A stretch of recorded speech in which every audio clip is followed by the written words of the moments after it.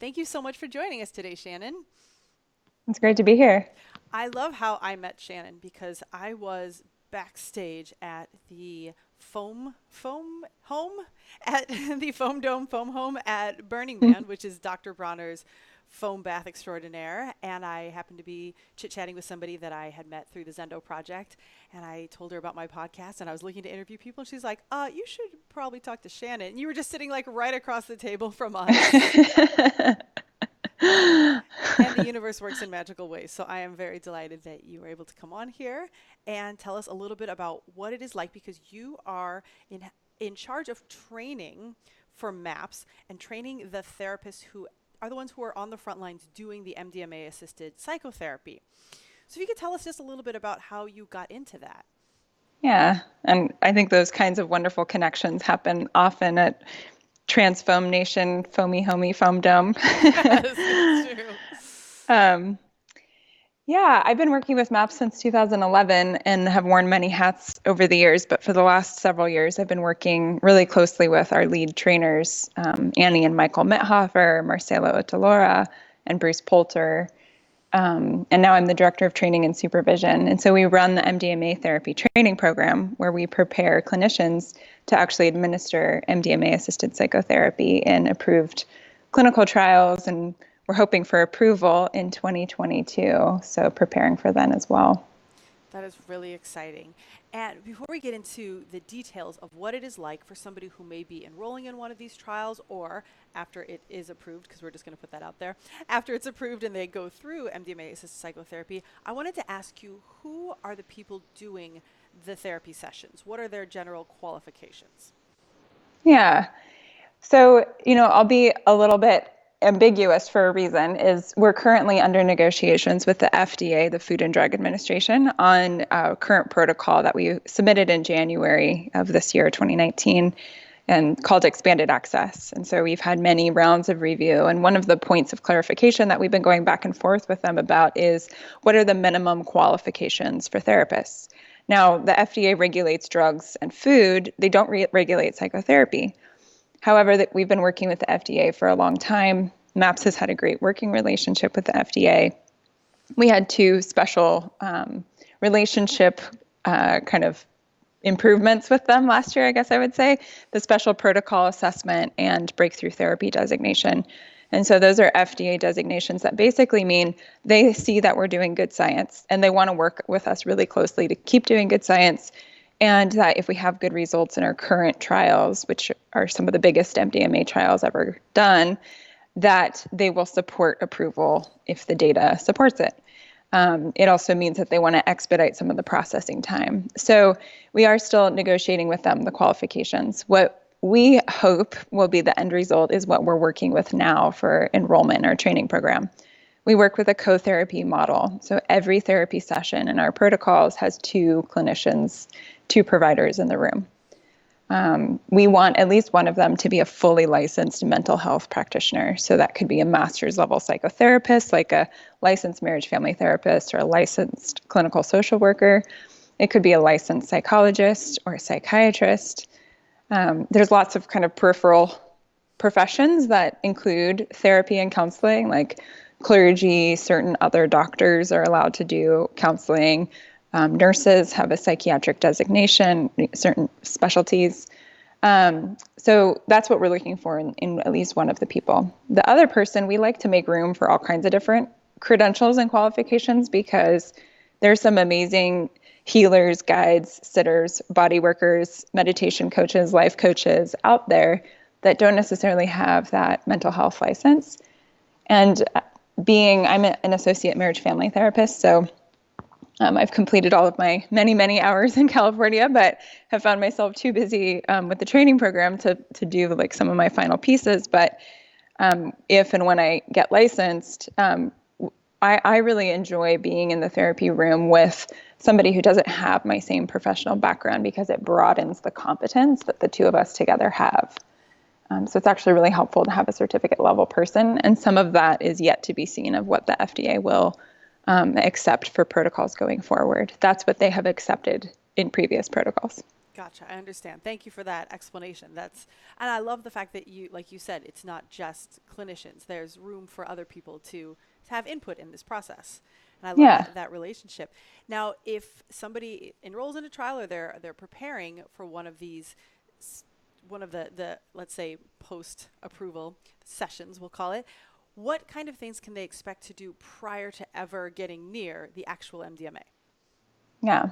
So for people who are potential participants, actually one of the most challenging things is the whole recruitment and screening process. And admittedly, it's a long and tedious process. And it's partly because of the nature of clinical research, but it's also just really wanting to be mindful and safe about who's being included and making sure that we're including the right people that we can support right now. And so in our current studies, there can be a long period of waiting because the studies have been small. They're few and far between. But let's assume that approval happens in 2022 and that opens up. So a person would contact a study site that has trained therapists and is certified and authorized to conduct MDMA therapy. They would go through a screening process. And again, it's yet to be known what exactly that process will look like post-approval. But there are certain contraindications. MDMA has a stimulating effect. It raises body temperature and blood pressure. So people who have a history of hypertension, they might need special medical care. They might need a cardiologist to really work closely with them. We would want to check their vitals frequently throughout the duration of them being on MDMA, just to really make sure that they're keeping their vitals in a healthy range. So that's kind of one example. So there's lots of examples. And in clinical research, there's a lot of, it's a pretty narrow window of inclusion criteria and exclusion criteria. And it's not to say that we think only a very narrow window of people who have post-traumatic stress could benefit from MDMA therapy. It's just in this particular study, with this particular design, there's a kind of a narrow population. So currently, we don't work with people who are experiencing psychosis. We work with adults. The FDA has indicated that if and when MDMA therapy gets approved, that they will ask us to do studies with adolescents in order to create fair science and access to medicines, so we can understand what safety considerations would need to be kept in mind for adolescents. So there's that whole medical and psychological process, and then somebody gets enrolled in the study. And that's a really wonderful moment. They get to actually be in a preparatory therapy session with their two co-therapists. And we have 3 preparatory sessions. We call them preparatory sessions. They're 90-minute talk therapy sessions leading up to the first medicine day. And those are really a beautiful time. There's a lot of things that happen in those sessions. One of the most important things to me is building what we call therapeutic alliance, building trust. So we're building a relationship so that when I say, this medicine day is for you, we're creating this safe container for you. And we want to help you to be able to trust the experience, to trust us, to trust this process, to trust yourself as much as possible. It's hard to believe that when it comes out of the mouth of a stranger you just met. So, as with all therapies, we're really building that relationship over a period of several weeks leading up to the medicine session.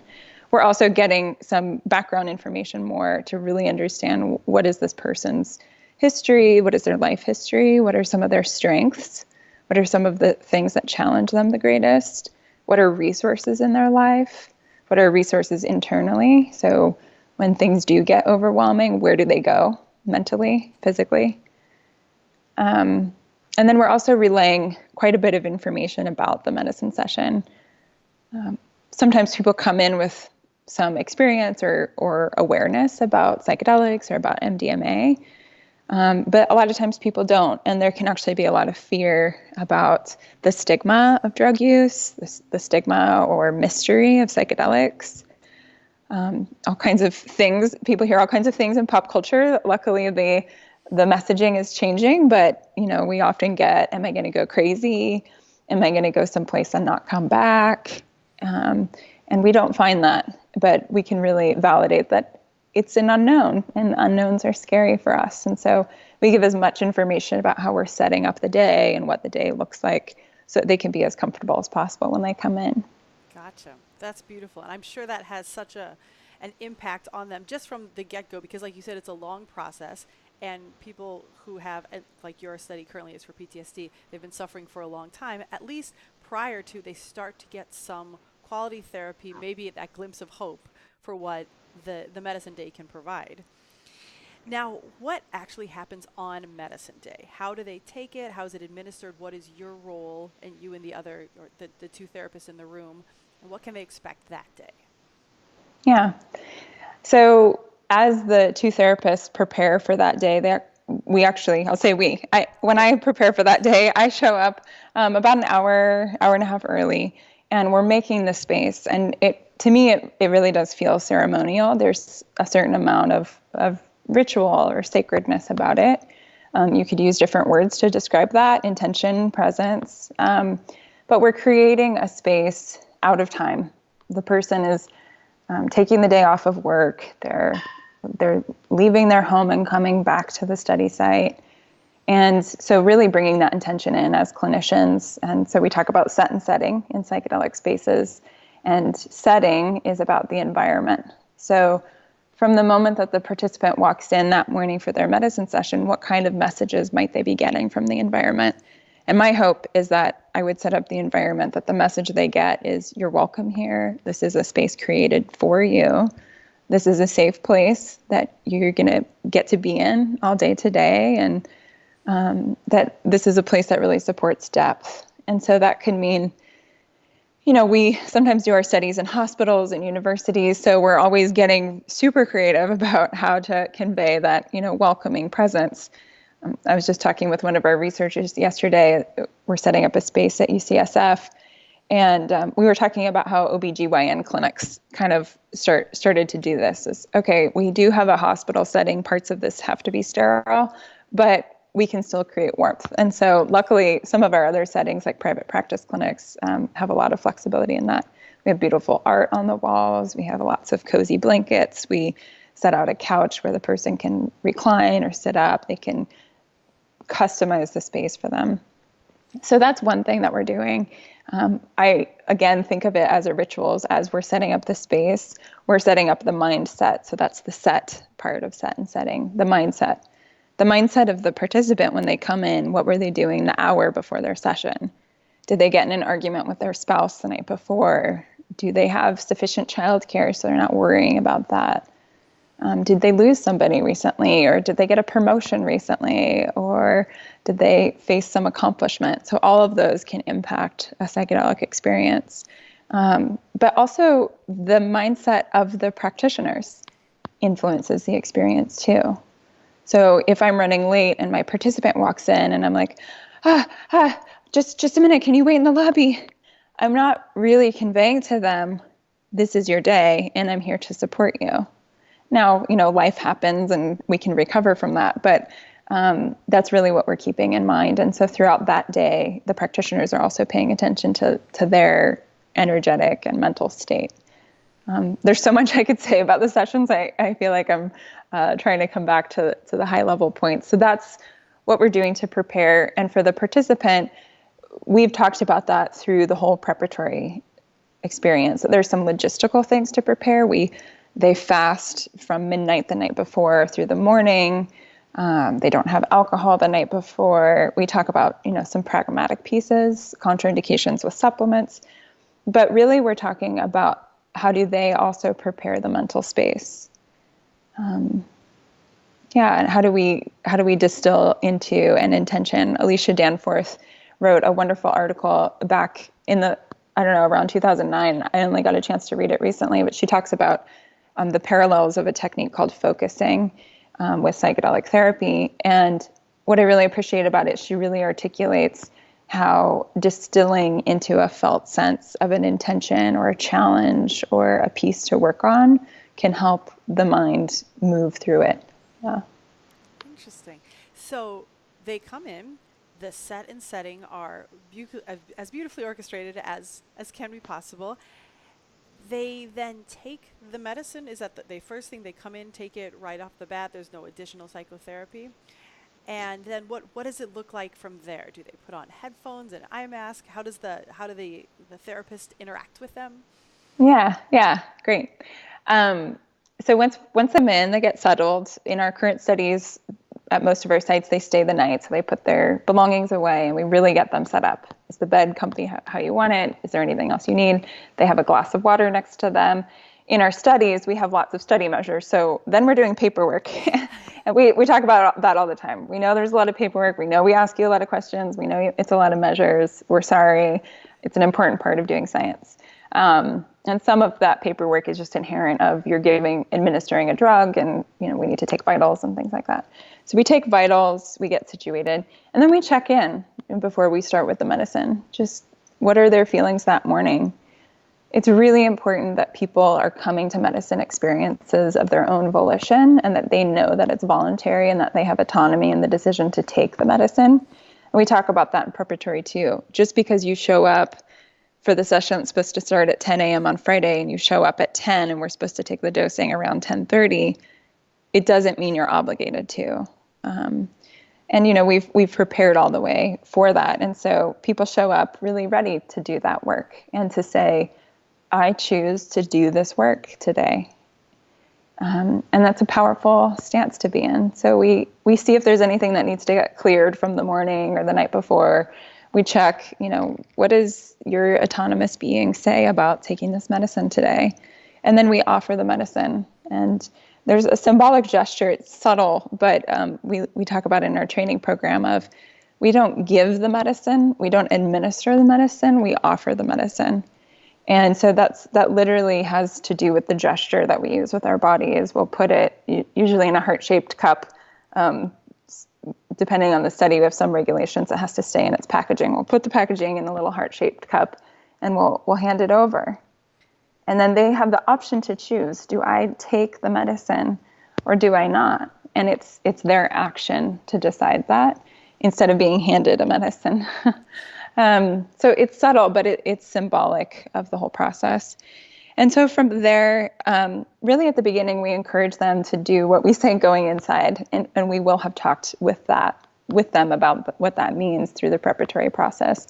But what it is really is it's a period of reflection and allowing the mind to just explore. It's kind of like a meditative state, but it's not meditation. It's not trying to get to any state.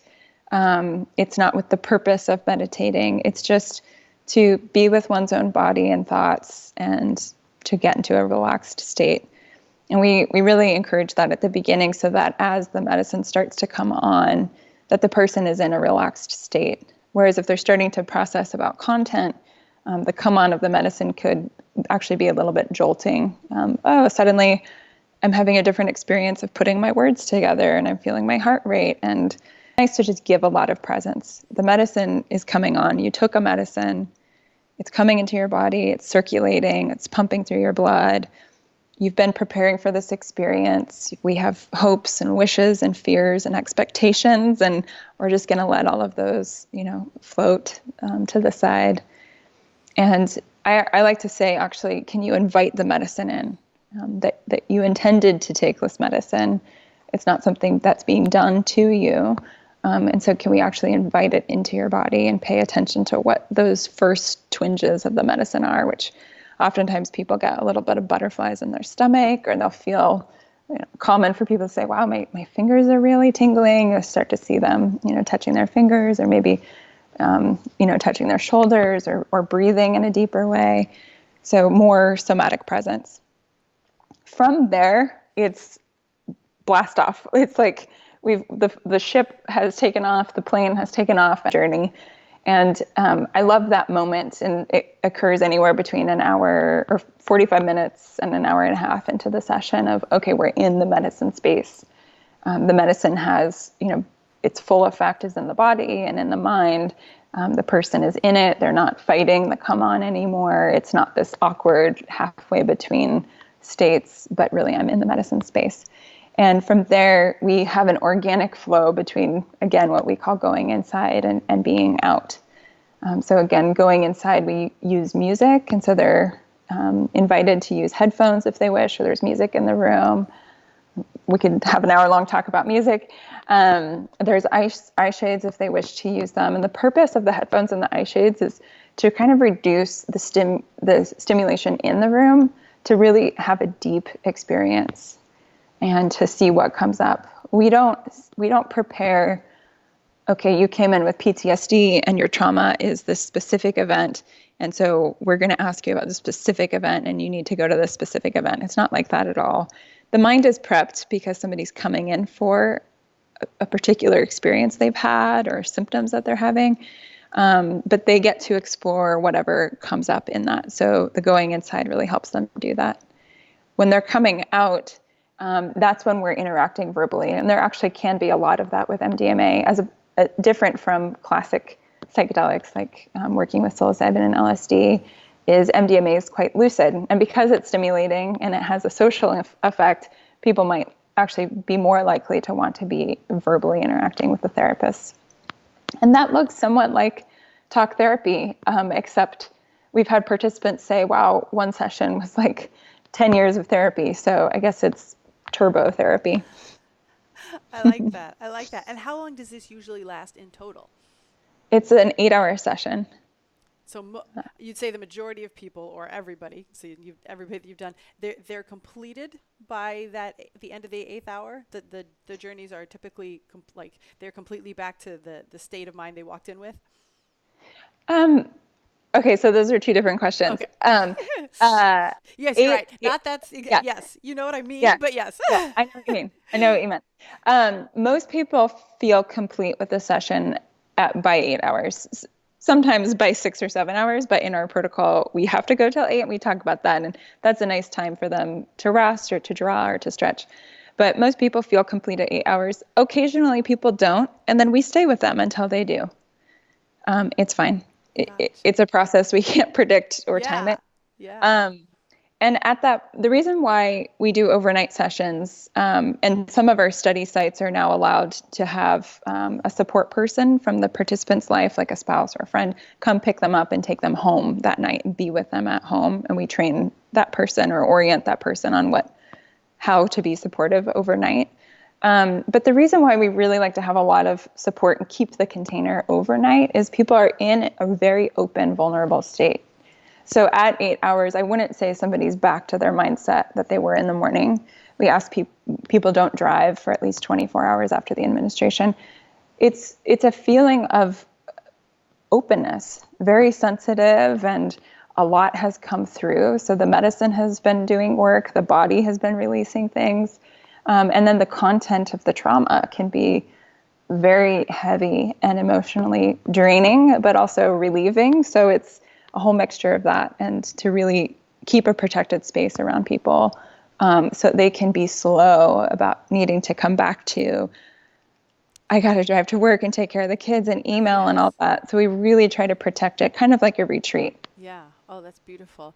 And so they finished day one, and I'm trying to recall this because one of your colleagues spoke at the Horizons conference and she described the process. But is it that there's a medicine day and then there's an integration day following that?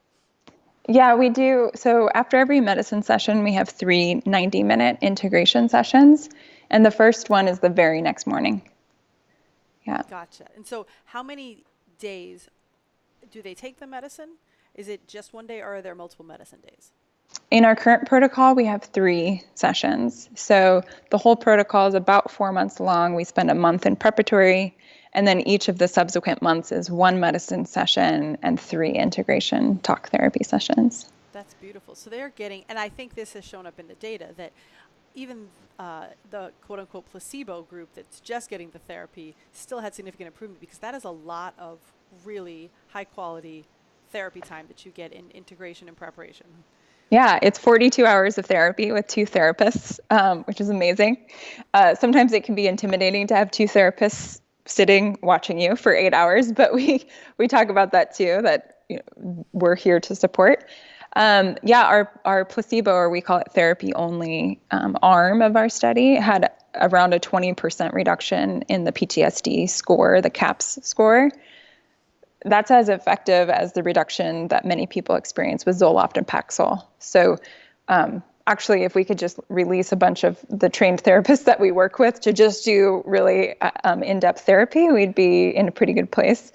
But when you add MDMA, that effect is about threefold. So people getting about a 2/3 reduction in their CAPS, their PTSD severity score, and about more than half of people no longer actually meeting the diagnosis of having PTSD, which is amazing because one of our studies in phase 2, our Charleston study, on average, people had PTSD for 19 years before they came into the program. Wow. Wow, that's incredible. Yeah. I wanted to ask one small detail here. How do you do dosing? Does everybody get the same dose or is it weight-based? We've compared different doses and different protocols, but across a single protocol, we're consistent. The current protocol is a little complicated. It's not weight-based. Anecdotally, people in recreational settings or underground settings have said, I've definitely noticed there's a weight correlation. We haven't seen that play out scientifically. We are starting to do more pharmacokinetic studies, and so I'll be curious if we get to learn anything more about that. But we have a standard dose across the protocol. Our current protocol is that the first session starts with 80 milligrams. We always give the offering of a supplemental dose, which happens at about an hour and a half to 2 hours into the session. It's always 50% of whatever the original dose was. So currently, our first session is 80 milligrams, and then an optional booster of 40 milligrams. And then on the second and third medicine sessions, the participant could stay at that dose, 80 plus 40, or they can go up to 120 plus 60. And we did that for a few reasons. That we did notice that some people had a very stimulating effect, almost to the point of overwhelm with the 120 milligrams. Again, it wasn't exactly body weight correlated, so we wish we could have just made that adjustment. And then some people in our studies where we've used smaller doses, like 75 milligrams, have felt like it wasn't quite enough to get them into the space. So that has to do with a lot of different things. I'm sure a neuroscientist could probably explain more about what's happening in people's different brain chemistry with receptors, but we luckily have that option to shift if needed. Gotcha. Just two last questions. One, for people considering trying this as a therapy or enrolling in one of your trials, do they have to be MDMA or psychedelic naive to have the benefits that you're seeing? No, our current studies, we do have, we are required to have an exclusion requirement for people who have used MDMA frequently or chronically, or have used MDMA very recently. But it's okay. We have certain parameters that people can have used it a couple of times and not within the last recent period. Gotcha. Yeah. And then finally, because this has been fascinating, I can't thank you enough for coming on and sharing all these details. I can only imagine somebody considering going into your trial would, or this is going to live on forever in the iTunes. So post approval, when people want to do this, they'll feel. It's really not that far away anymore. No, it's not. It's not. That's why this is just such an exciting time, and I really appreciate you sharing this because somebody, a year or so down the road is like, I would like to consider this therapy, but like you said, a lot of unknowns. You've really laid out so much from start to finish that I can only imagine that they would feel significantly more comfortable. So I really appreciate everything you've shared. The last question I have for you is if there's a therapist out there or somebody in one of those, in that secondary role, not necessarily a therapist, who is interested in receiving the training, where can they find it? Yeah, just go to maps.org/training. And we have our whole outline of our training program, where currently 2019 was the first year we offered it in its current version to prepare people for post-approval, fingers crossed. And so we're currently reflecting back, and we just had a retreat last week to really reflect back what worked, what could be even better. We've been putting a lot of resources into clinical supervision and thinking about putting together peer supervision groups. We created our first code of ethics this spring, which is online. So all of that can be found at maps.org/training. And people can look forward to when we make announcements about our 2020 training dates. We currently have an online course. We're working on adapting it so that there could potentially be a public version. So keep out for news of that. And we have an email newsletter specifically for the MDMA therapy training program. So people who are interested in staying up to date on program updates can also find that email newsletter at that URL. Thank you so much to you. And like you said, let's regardless of approval, which is going to happen, let's get a lot of trained therapists out there doing good work and helping helping this population that really needs the assistance. Thank you again for coming on, Shannon. Thanks so much, Lynn Marie. All right, for everybody else out there, until next time.